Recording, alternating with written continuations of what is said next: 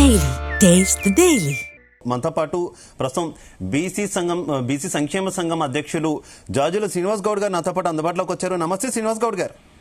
నమస్తే సార్. శ్రీనివాస్ గౌడ్ గారు, ప్రభుత్వం ఒక డెసిషన్ తీసుకుంది స్థానిక సంస్థల ఎన్నికలకు సంబంధించి. అయితే దీనికి సంబంధించి పిటిషన్లు అయితే హైకోర్టులో వస్తున్నటువంటి పరిస్థితి. ఇప్పటికే కొన్ని పిటిషన్లు కూడా ఆల్రెడీ హైకోర్టులో ఉన్నాయి. తాజాగా వేసినటువంటి పిటిషన్ మీద మీ ఒపీనియన్? అంటే ఇప్పుడు ఇంతవరకు అయితే హైకోర్టులో వార్తలు వింటున్నాం కానీ పర్టికులర్ గా తెలియదు.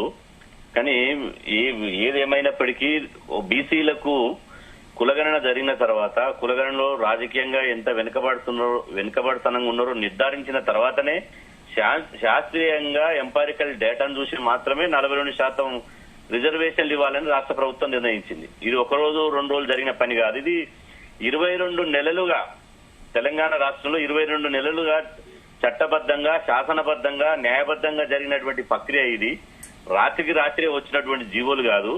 దీని మీద కొంతమంది పిటిషన్లు వేసి ఈ 50% సీలింగ్ ఉంది, 50% సీలింగ్ దాటొద్దు అనేది ఒక వితండవాదం చేస్తున్నారు. నేను వాళ్ళకి చెప్పేది ఏంటంటే 50% సీలింగ్ అనేది ఎప్పుడో దాటిపోయింది. ఎప్పుడైతే అగ్రవర్ణ పేదల పేరుతోటి ఈడబ్ల్యూఎస్ రిజర్వేషన్లు 10% ఇచ్చారో 50% ఉన్న రిజర్వేషన్లు 60% అయిపోయినాయి. 60% అయిపోయిన రిజర్వేషన్ పట్టుకుని 50% సీలింగ్ ఉంది, దీనికి ఎన్నికలలో బీసీ రిజర్వేషన్లు చెల్లవు అనేది అది తొండి వాదన, పసలేని వాదన. దాంట్లో ఎలాంటి శాస్త్రీయత, ఎలాంటి చట్టపరమైనటువంటి, ఎలాంటి న్యాయపరమైనటువంటి వాదన కాదు. అది దాన్ని మేము తీవ్రంగా వ్యతిరేకిస్తున్నాం. ఎందుకంటే బీసీలు ఉన్న జనాభా ఎంత? 60%. నిజంగా రిజర్వేషన్లు అడ్డుకోవాల్సినటువంటి సందర్భం వస్తే మేము 60% ఉంటే ప్రభుత్వం 65%, 70% రిజర్వేషన్ కల్పిస్తే అప్పుడు అడ్డుకోవాలి. కానీ మేము ఉన్నది 60%. మాకు 18% రిజర్వేషన్లు తగ్గించి 42% రిజర్వేషన్ అమలు చేస్తుంది. ఆ 42% రిజర్వేషన్ అమలు చేస్తే ఎట్లా అడ్డుకుంటారు? మా సోదర ఎస్సీలకు జనాభా ప్రకారం ఉన్నాయి, ఎస్టీలకు జనాభా ప్రకారం ఉన్నాయి, అగ్రవర్ణాలకు జనాభా కంటే 1% ఎక్కువనే ఉంది. మరి వాళ్ళందరికీ జనాభా ప్రకారం ఉండగలేంది, బీసీలకు ఉంటే నష్టమేంది? ఇప్పుడు సర్పంచ్, ఎంపీడీసీలు కూడా కావద్దా? బీసీలు కౌన్సిలర్లు, కార్పొరేటర్ కూడా కావద్దా? ఇంత అసూయ ఎందుకు? ఇంత కుట్ర ఎందుకు? దీనివల్ల నేను అంటున్నా రెడ్డి సామాజిక వర్గానికి వచ్చే నష్టం ఏందని అడుగుతున్నా. ఇప్పుడు పిటిషన్ వేసినటువంటి వాళ్ళు ఎవరైతే ఈ మాధవరెడ్డి లాంటి వాళ్ళు ఉన్నారో రెడ్డి జాగృతి అని పెట్టుకున్నాడు. రెడ్డి జాగృతి అంటే రెడ్డి సంఘం వాళ్ళు, రెడ్డి జాగృతికి సంబంధించిన వాళ్ళు బీసీలను అణిచేస్తారా, తొక్కేస్తారా? మేము రాజకీయంగా ఎదగకుండా చేస్తారా? 78 సంవత్సరాలు ఇదే పని చేసిరు. ముఖ్యమంత్రి కానీ కూడా చేసిరు, మంత్రులుగా కానీ కూడా చేసిరు, ఎమ్మెల్యేలు, ఎంపీలుగా కానీ కూడా చేసిరు. ఇప్పుడు సర్పంచ్, ఎంపీటీసీ కాకుండా చేస్తారా? ఇది ఎక్కడ అన్యాయం? ఇప్పుడు మేము రెడ్డిలకు సంబంధించిన కోట అడుగుతామే కదా. రెడ్డిలకు సంబంధించినటువంటి కోట అడిగితే రెడ్డిల వాటా తీసుకుంటే వాళ్ళకు మా బీసీల వల్ల రెడ్డిలకు నష్టం జరిగితే మీరు కోట్ల కొట్లాడొచ్చు, ఎక్కడైనా కొట్లాడొచ్చు. బీసీలకు రిజర్వేషన్లు ఇవ్వడం మూలంగా ఎవరికి ఎలాంటి నష్టం లేదు. ఎవరికి ఎలాంటి నష్టం ఉందంటే ప్రూవ్ చేయండి.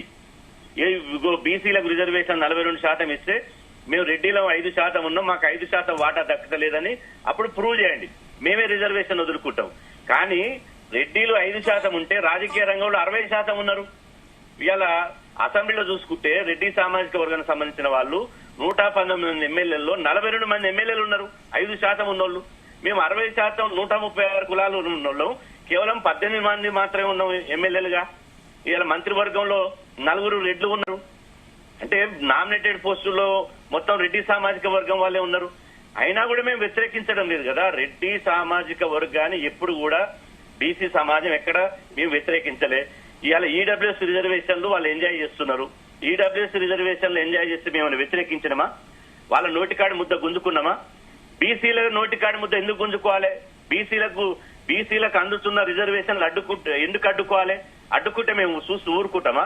మా కడుపు రగిలినప్పుడు, మా ఆత్మగౌరవాన్ని దెబ్బతీసినప్పుడు, మా గుండెల్ని పిండి చేసినప్పుడు సహజంగా తిరగబడతారు. తిరగబడ్డప్పుడు రోజు గతంలో మండల కమిషన్ వచ్చినప్పుడు ఏం జరిగిందో ఒకసారి గుర్తుపెట్టుకోవాలి. మాధవరెడ్డి లాంటి అతని వ్యక్తి వల్ల మొత్తం రెడ్డి సమాజం రెడ్డి వర్సెస్ బీసీగా మారిపోతుంది. రేపటి నుంచి తెలంగాణలో ఏమైతుందో ఒకసారి చూసుకోండి. ఇక మేము ఆపే పరిస్థితి లేదు బీసీలు తెలంగాణలో. ఇలా మా 60% ఉన్న బీసీలను అడ్డుకుంటున్నారు అంటే ఈ 5% ఉన్న రెడ్డి సామాజిక వర్గానికి మేమెందుకు కోర్చుకోవాలి? మేము ఈడబ్ల్యూఎస్ రిజర్వేషన్ మేమెందుకు భరించాలి? ఇదే మేము వాళ్ళు ముఖ్యమంత్రులు మంత్రులు అయితే మేమెందుకు భరించాలి? అయితే ఈ వ్యవహారంలో వారు కోర్టుకు వెళ్తానంటున్నారు. మీరు కూడా న్యాయపరంగా పోరాటం చేసేటటువంటి హక్కు ఉంది కదా, కానీ ఎందుకు భౌతిక దాడులు అంటూ కొంతమంది బీసీ నేతలు హెచ్చరించడాన్ని ఏ రకంగా చూస్తారు? సమర్థిస్తారా భౌతిక దాడులు చేస్తామని హెచ్చరించడాన్ని?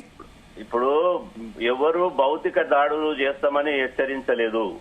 ఎవరైతే మా రావాల్సిన వాటను తన్నుకపోయి మాకు రావాల్సినటువంటి వాటను, న్యాయబద్ధమైనటువంటి వాటను రానియకుండా అడ్డం పడితే ఏం చేస్తారు? అడుగున అడ్డుకుంటే ఏం చేస్తారు? గవర్నర్ గారి దగ్గర అడ్డుకున్నారు, రాష్ట్రపతి గారి దగ్గర అడ్డుకున్నారు, ఇప్పుడు కోర్టులను అడ్డం పెట్టుకుని అడ్డుకోవాలని చూస్తున్నారు. అడ్డుకోవడంలో ఏమన్నా న్యాయం ఉన్నదా అని మేము అడుగుతున్నాం. బీసీలకు రావాల్సినటువంటి ఫలాలను అడ్డుకుంటే వచ్చేటువంటి లాభం ఏంది రెడ్డి సామాజిక వర్గానికి? మేము మొన్ననే ప్రెస్ క్లబ్ లో రిక్వెస్ట్ చేసినాం. రెడ్డిలు అంటే 10 మందికి సాయం చేసేవాళ్ళు, పట్టెడు అన్నం పెట్టేవాళ్ళు, అందరితోటి కలివిడిగా ఉంటారు. కానీ దయచేసి చేతులు జోడించి అప్పీల్ చేస్తున్నాం, ఎవరు కూడా మా రిజర్వేషన్లు అడ్డుకోకండి, మీ రిజర్వేషన్లను మీ ఫలితాలను మేము కూడా అడ్డుకోమని చెప్పినాం. మాతోటి ఓట్లు వేయించుకుంటారు, జిందాబాద్ కొట్టించుకుంటారు, మమ్మల్ని రాజకీయంగా ఊడిగం చేయించుకుంటారు. కానీ రిజర్వేషన్లు 42% పెట్టి అడ్డుకుంటారా? ఇప్పుడు భౌతిక దాడులు చేస్తున్నారంటే ఒక చెంప మీద కొడితే కొద్దిసేపే మండుతుంది, కానీ మమ్మల్ని పాలనలో మా ప్రాతినిధ్యం లేకుండా, పరిపాలనలో బీసీల భాగస్వామ్యం లేకుండా చేస్తే ప్రజాస్వామ్యం ఎట్లుంటది? మా గుండెలు పిండి కావా? మా మనోభావాలు దెబ్బతినాయా? అంటే మేము తండ్రులు ముత్తాతల నుంచి మేము వాళ్ళకి రాజకీయంగా ఎట్టి చేయాలనా? మేము పరిపాలన ఉండొద్దు, వాళ్ళ కింద జీతగాలు రాజకీయ జీతగాలుగా పనిచేయాలి, వాళ్ళకి రాజకీయంగా ఎట్టి చేయాలి, వాళ్ళు మేము కుల వృత్తులలో ఉండాలి, వాళ్ళేమో పరిపాలన సీట్లలో కూర్చోవాలి. ఇది ఎక్కడండి? గుండె రగిలిన వాడు అది ఇప్పుడు రూముల పిల్లిని తలుపు దగ్గరికి వేసి కొట్టి అది పిల్లిలాగా మారి కుక్క పట్టుకుంటది. అదే బీసీలను మమ్మల్ని మీరు సర్పంచ్ కావద్దు, ఎంపీడీసీ కావద్దు, ఎమ్మెల్యే కావద్దు, మీరు ఐఏఎస్లు కావద్దు, డాక్టర్లు కావద్దు, ఇంజనీర్లు కావద్దు, మీరు గిట్లనే బతకాలంటే అప్పుడు బీసీలు తిరగబడకపోతే చేతులు ముట్టుకొని కూర్చుంటారా? ఏ పద్ధతులు ఉన్నాయో, ఎలా పద్ధతులు ఉన్నాయో బీసీలకు ఏది వస్తే తెలంగాణ ఉద్యమం ఏం జరిగింది, మండల కమిషన్ ఉద్యమం ఏం జరిగింది, గదే పునరావృతం అవుతుంది. Right, okay, thank you so much Srinivas Goud గారు.